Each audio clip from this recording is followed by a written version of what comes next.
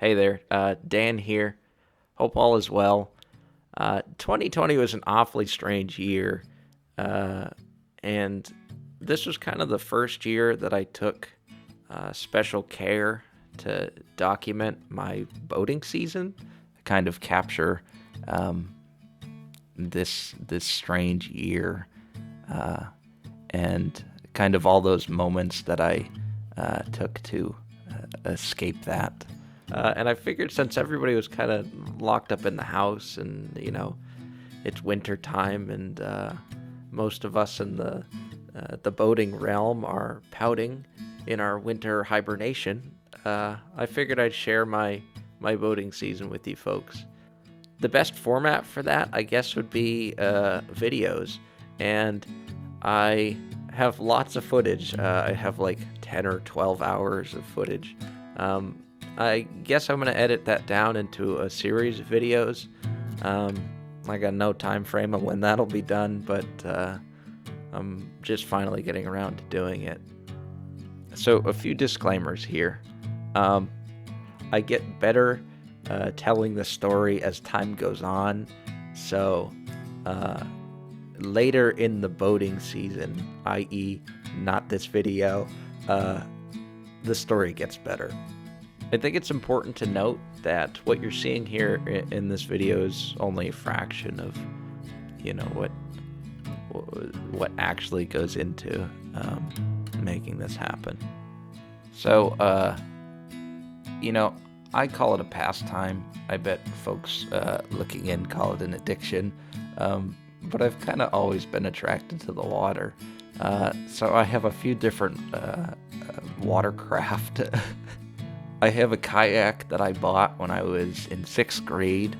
Uh, I absolutely loved that thing.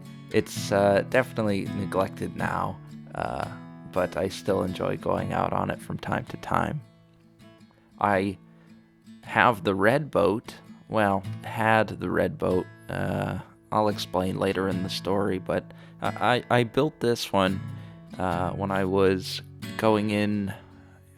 I think it was my senior year in high school. I think I was 17 or 18. I don't know, 17. Um, it's ply-on frame construction. It wasn't perfect. I knew that, but I really did love that thing. It was a lot of fun to build, and it was a lot of fun to go out on. So the story of Ma Bell is a long and complicated one. It's definitely a story for another day. That involves a few other folks. Um, yeah, it's complicated. But I guess that'll be a separate video. So the 2020 boating seasons for me started actually at a woodsman team practice. I'm on the woodsman team at UNH, and canoeing is an event that's at our annual spring meet.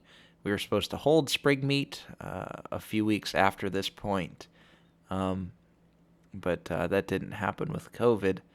Um, but you can see here, obviously not much open water. We did not get much practice in that day, but we did get out. That was the first time I was out on the water. It was a really nice day. It was unseasonably warm. So here you can see on that next Monday, I was back in the shop. They shut down the school. Well, at this point it was for 2 weeks, but it turned out to be indefinitely for the semester. So to pass my time, I was building uh, a mini Ma Bell, and it came out pretty good, I thought. And this was for a buddy of mine. I think it lives on his coffee table now.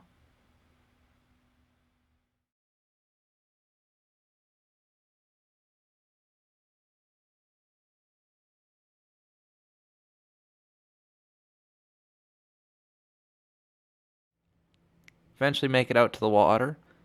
This is on the 18th. We're out on Manchog Pond. You're going to see a lot of Manchog. It's kind of our home lake, I guess you'd call it. We got the inflatable out. Um, this is a boat that I bought last year. It's one of those roll-up ones. It's a cheap PVC inflatable. You can buy them online. This one's like 10 years old. It's really beat up. I'm repairing seams all the time. The owner before me didn't keep good care of it, so I'm kind of chasing those issues as they come. But nonetheless, it's a fun little boat. And when I pair it with my 6-horse Evinrude there, that's a 1966 Evinrude Fisherman. Cool little engine. The 6-horse there pushes the inflatable along, pretty good. It doesn't quite plane, but it's kind of one of those semi-displacement, and it does move quick enough.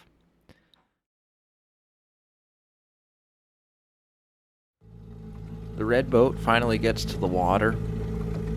It was a beautiful day out on Whitehall Reservoir.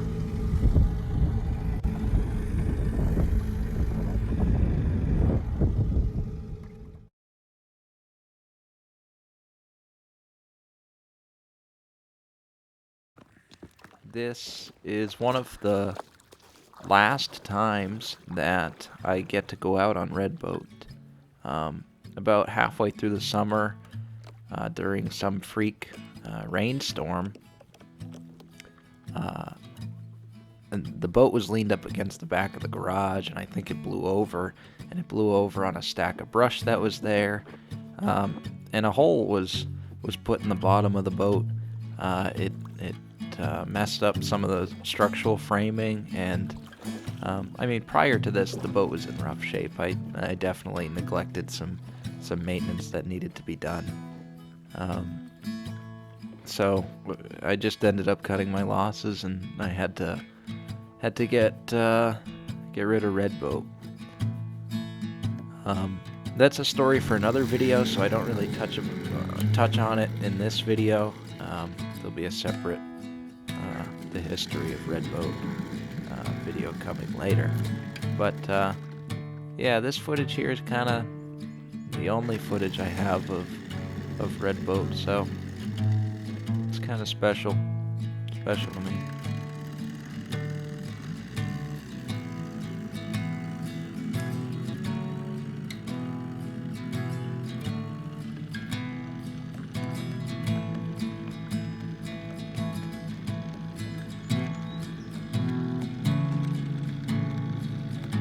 And she did look good that day, I must say.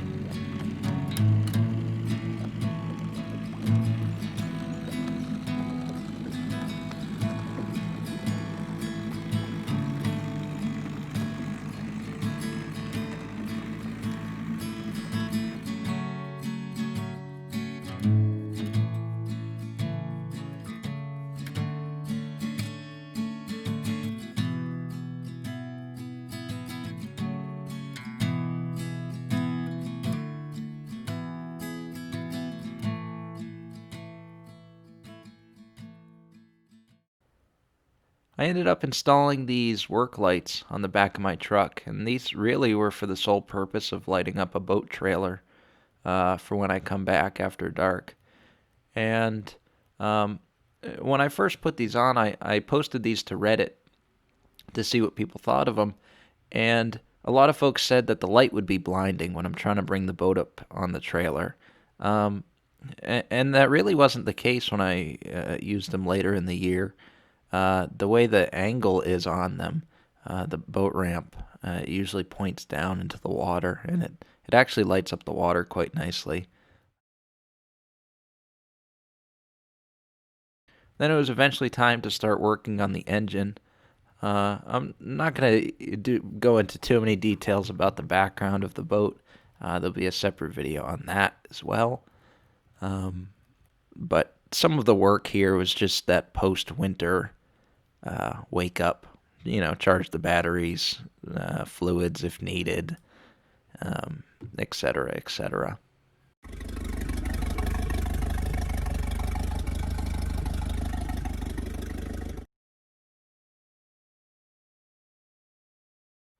And we did get out to the water again. That was nice.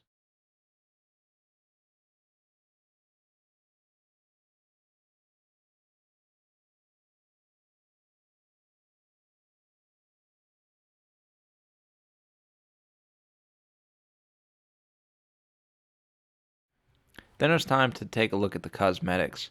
At this point, the weather was in the 50s, and I knew I needed to take advantage of that. Um, I always wanted to fix the gel coat on this boat. I just never got around to it.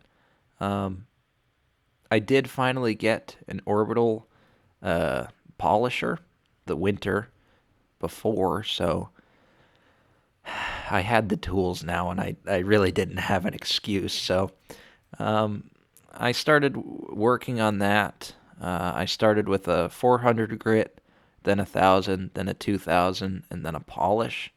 Um, and this was kind of the first Kona I started with. I was trying to experiment with it. Um, and I didn't quite exactly get the process at that point, but it was close enough that I got addicted to it. And I felt like it was one of those things that I needed to learn because the boat does look good in the end of this. The emblems came off. I polished those separately, and I did what I could. That bottom paint is still on it at this point, and yeah, that would be a beast of a job to get off, and I knew that at that point. But you can see it looks pretty good. Not perfect.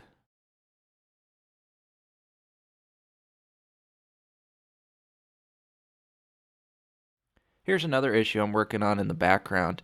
Um, long story short, I replaced those studs uh, a while back, and when I did that, it mushroomed out the hub there. You can kind of see.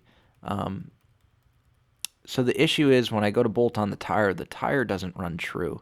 So my issue, or my solution prior to that, was to use a wheel spacer, and that eventually worked until it blew up, as you can see here. So uh, my next solution was to use washers, uh, and this is one iteration of it. I don't have a picture of the final solution, but I eventually got bigger washers and I put them around the studs, and that did work, and it fixed the wheels a little bit, but it wasn't perfect. My issue is they don't sell the hub size I need. It's a strange axle size to begin with, and the hubs just don't exist anymore. Um, so my only other solution was to replace the axle, and at this point in the COVID era, um, finding an axle to fit this trailer was impossible. So I needed a band-aid fix for now. And long term, I knew that the axle needed to be replaced. And this was nothing new. I knew this has been an issue for a long time. But those wheel spacers did work for a little bit there. There's Scott ruining a beautiful panorama of Manchog. There's the lights in action. There's Scott ruining a picture of the lights in action. And there's the view from the mirror. You can really see how much the boat's lit up and the ground next to it. Uh, I find it when I'm backing up, it's really important to know where the tires are. Make it to Wallem. Now, me and Wallem, it's a love-hate relationship. My buddies know more about it. That's a story for another day. Here's some pictures on the drive home.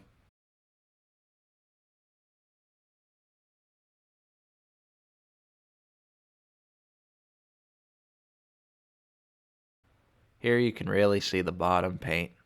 At least that's what I'm staring at. These were kind of the pictures that, I knew I needed to do something about it.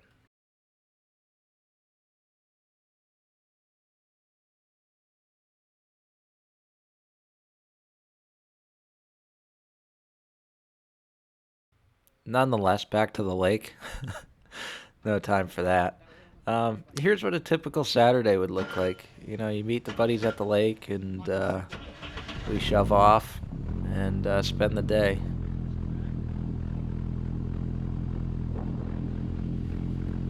So what you're seeing here is, well, we're talking through the game plan on the launch procedure, and you can see it's kind of windy, and we're blowing up against the submerged concrete there.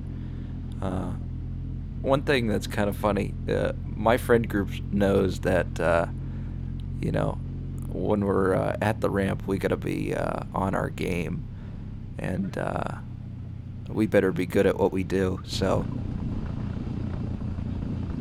but with that, you know, we can launch and load the boat in minutes, and it just makes everything so much easier.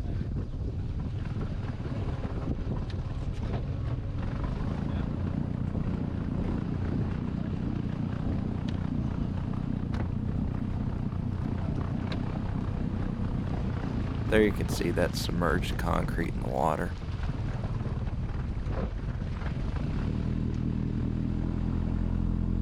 So where the ramp is located on this lake, it's kind of located up one of the fingers, if that makes sense. And there's a stone wall, or an abandoned stone wall, that's underwater. And they cut away a channel so boats could get in and out. So these are the only two buoys on the lake, and yeah, you gotta go through them. If you don't, that's a hard lesson.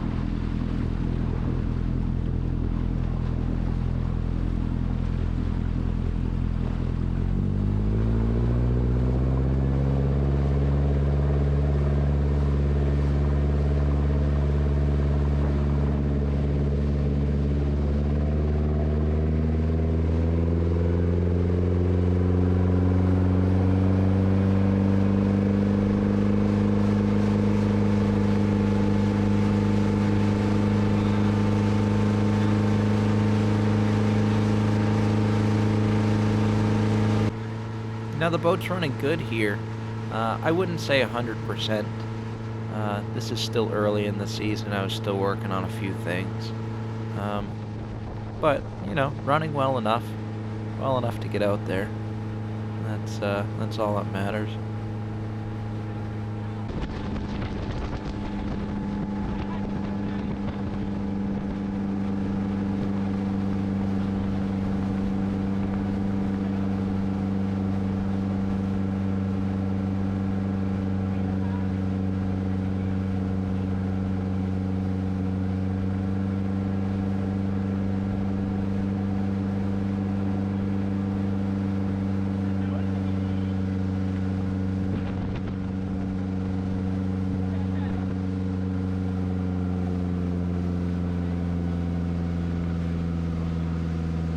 Here we're headed into my favorite cove on the lake.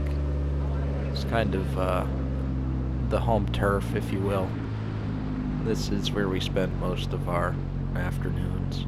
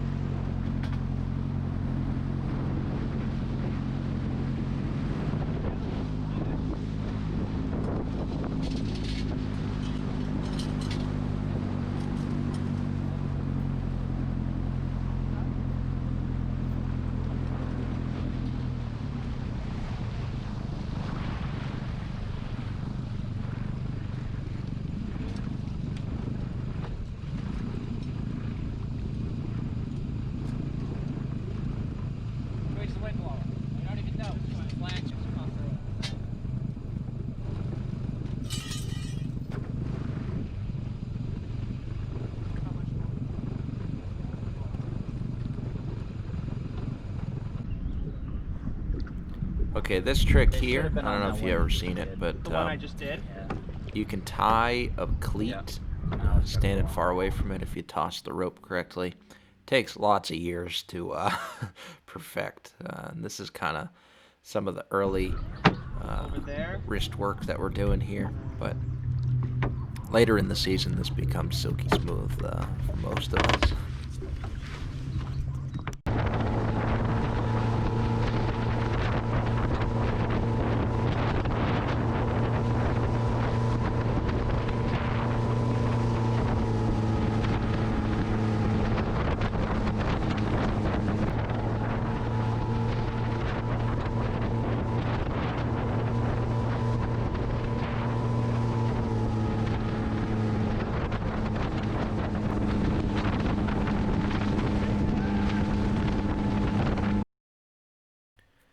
Now we finally get around to sanding off that bottom paint. I am not looking forward to this. This is difficult sanding. I'm being really cautious not to sand, the original gel coat. But that bottom paint is thick, and it's got, I assume it was like a copper.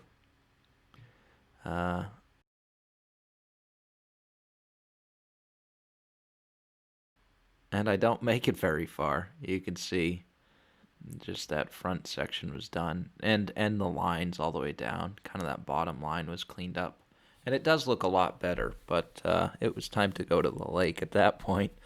It was a weekend. It was a hard day at work, or a hard week at work, and it was time to go. So here we are out on the water.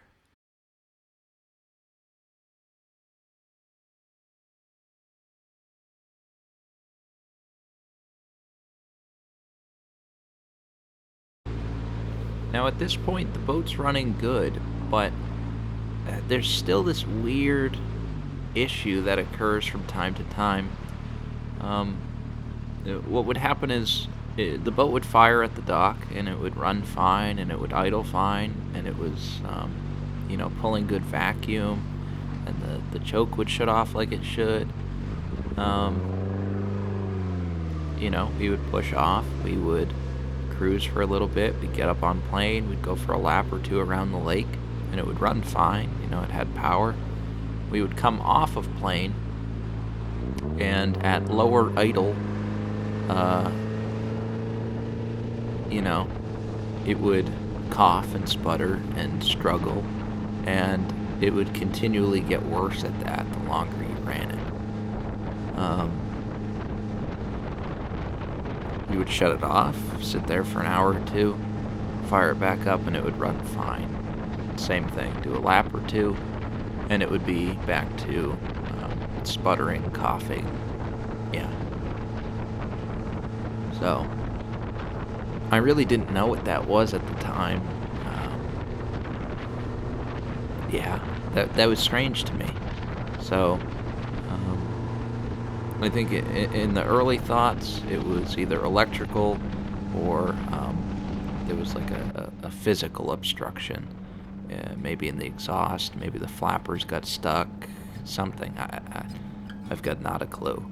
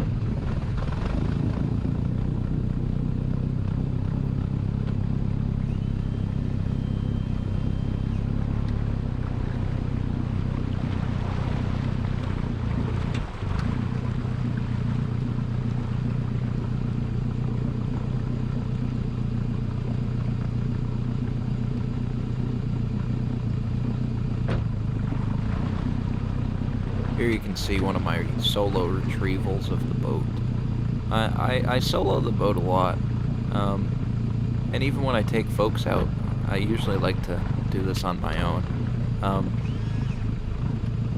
it's not too bad once you get a good process down.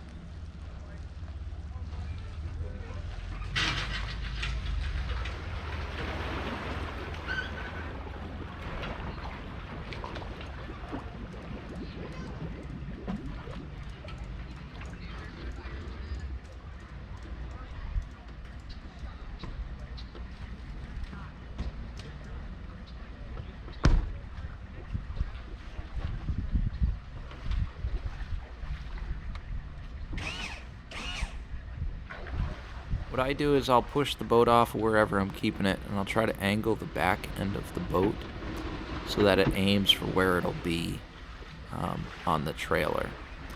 Then once the bow clears the back fender, that's usually what I have to watch out for. Once it gets past that, I can center it on the rollers. And that momentum from when I pushed the back end out towards where it should be, that momentum is what, keeps it moving in that direction. So you kind of have to push it and time when you're going to bring that nose up the center of the trailer, up the rollers. My rollers do an okay job at centering the boat, but you can definitely mess it up, and you have to put that center line pretty much, a dead nut of the center of the trailer for it to go smoothly. This ramp is fairly level. I don't have too many issues with the boat not being level on the trailer. But yeah, once it's centered, you just kind of pull it up. You hook up the winch, and it's not too difficult. I'm not really sure why people struggle with that.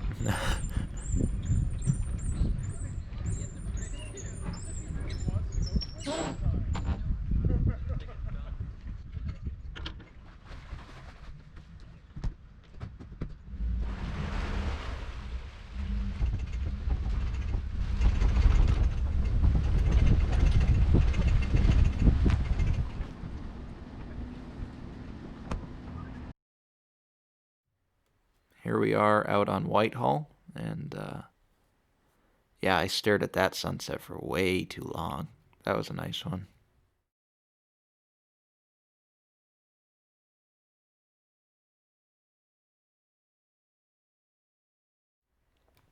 Back to doing some engine work. It was finally time to solve that issue. Um, I thought maybe a fouled plug or a dead plug or something. My number 4 cylinder spark plug never came out. It was rusted in there, and it was difficult to get to the way the exhaust manifold was, and I was fearful that I was going to snap it off, and I just never touched it. So I figured it was finally time to deal with that. So in order to get at that, I had to remove my exhaust manifold. And as you can see, the insides of the exhaust manifold don't look too healthy. You can see there's some rust buildup. There's definitely some deterioration in there, and a cracked baffle. I believe that's just the baffle that separates, the four cylinder from the 1, 2, 3 cylinder, so it blows up rather than at each other.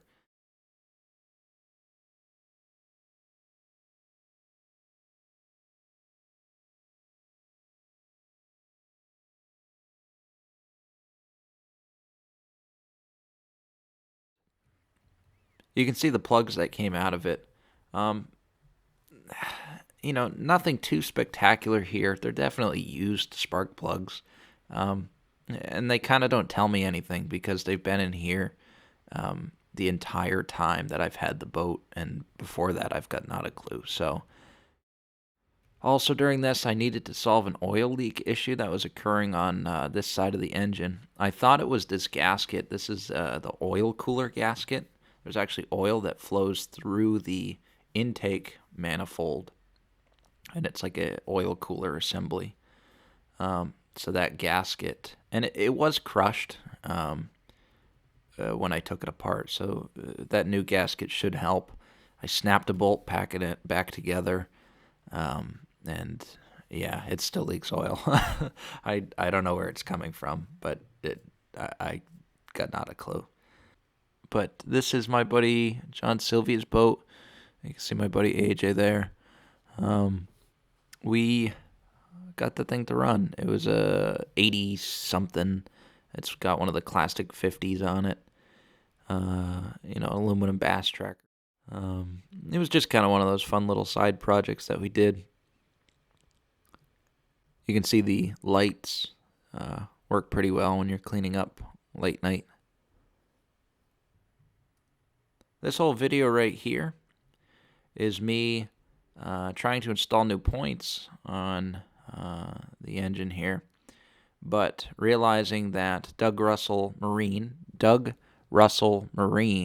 in Worcester, Massachusetts, sold me broken parts. This wasn't the first time, and I know it was COVID era, but their customer service was terrible. I sat outside their building for well over a half hour trying to return that broken part. So, yeah. I used to be a faithful fan of Doug Russell, but not so much. This here is my attempt at fixing one of those issues that was always just kind of looming in the background. And then eventually you take a day and you step back and take a look at it. And yeah, it's not really all too good. This is the bracket that I'm looking to replace. It was rusted and bent and probably a hazard. So started with work on that.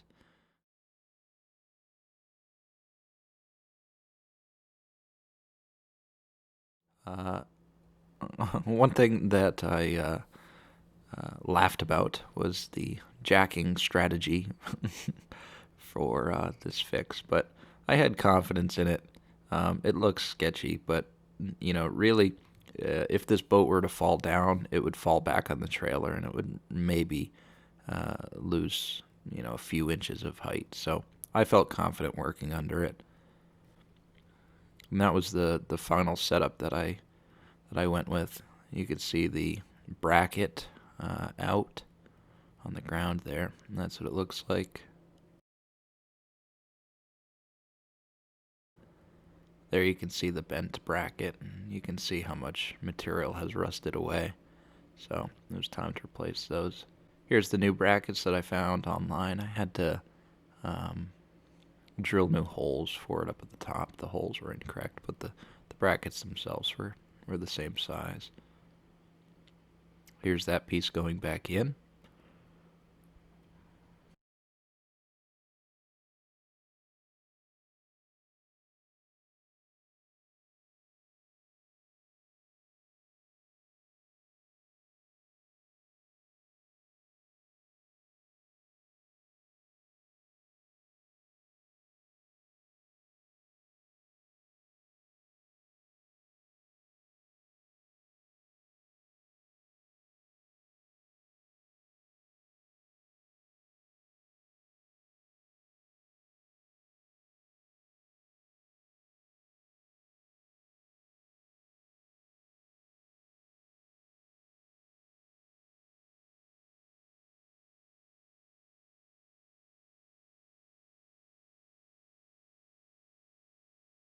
and we make it back out to the water.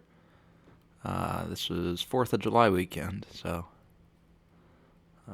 fun times were had there. It's a story for another day. Also this weekend, I'm pretty sure all the fixes that I did, the month before, none of them worked. So I think we just pushed around with the kicker motor. Here's that issue I was talking about. Here you can see the boat's running fine. This is maybe 5 minutes after startup, pulling good vacuum. That was pretty much the most I could get it to pull with the tuned carb. Maybe a little bit of needle bounce, but nothing crazy. And here it is after running around the lake a little bit. You can see low vacuum, needle bouncing. Yeah, sounds like garbage. Here's it doing it again later that day.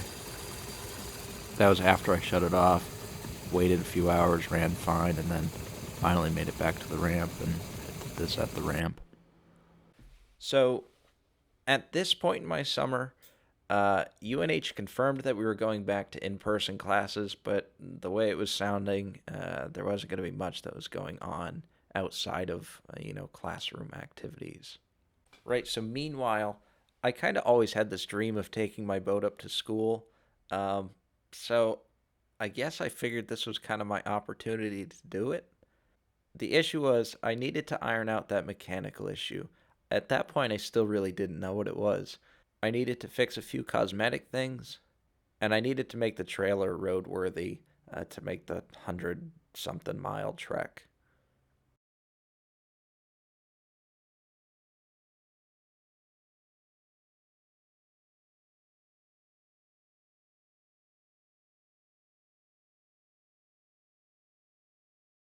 I'm finally getting around to putting in seats.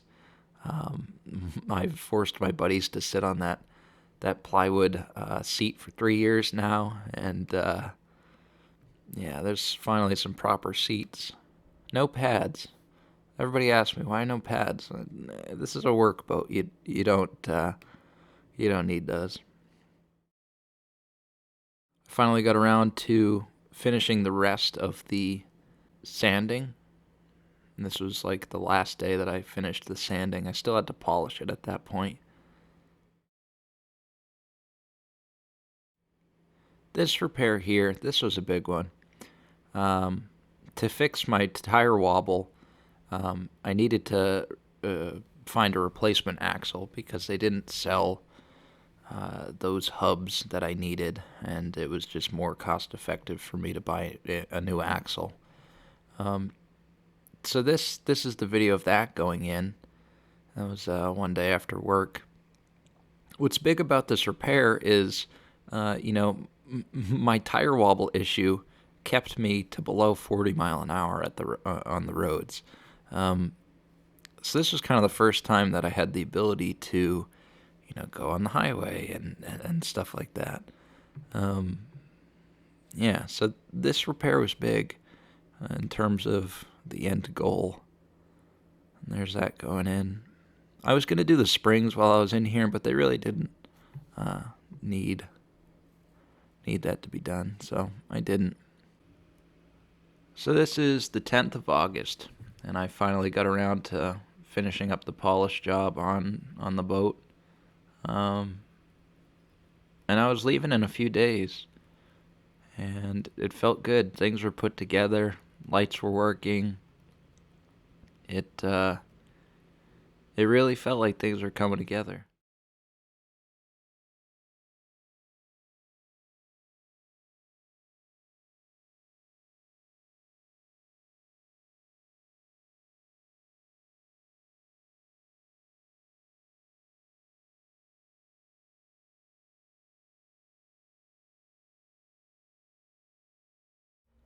This picture right here, it was kind of one of those moments in the project where you take a step back and maybe half smile.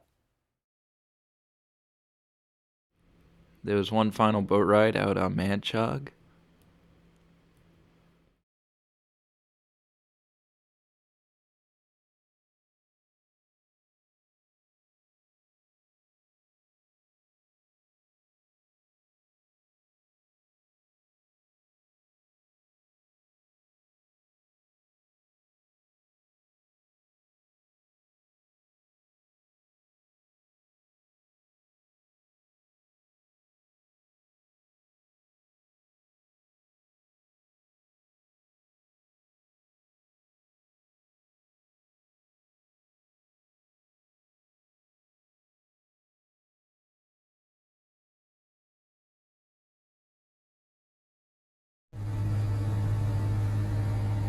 did one final cruise at night. That was it. I took off the 21st of August, and here I am on the side of 495 headed north. And an interesting little tidbit about this journey is that my mattress is actually in the boat. I really didn't have anywhere else to put it. I was moving stuff up to my apartment that day as well, and my mattress needed to come with me, and I ratchet strapped it inside the boat. The boat towed fine. I was surprised at how well it towed down the highway. Traffic wasn't too bad. I eventually made it to Dover Point, which was like maybe 15 minutes from my apartment. And I got out and checked the tide, and clearly it was way too low, which was disappointing. But yeah, we made it.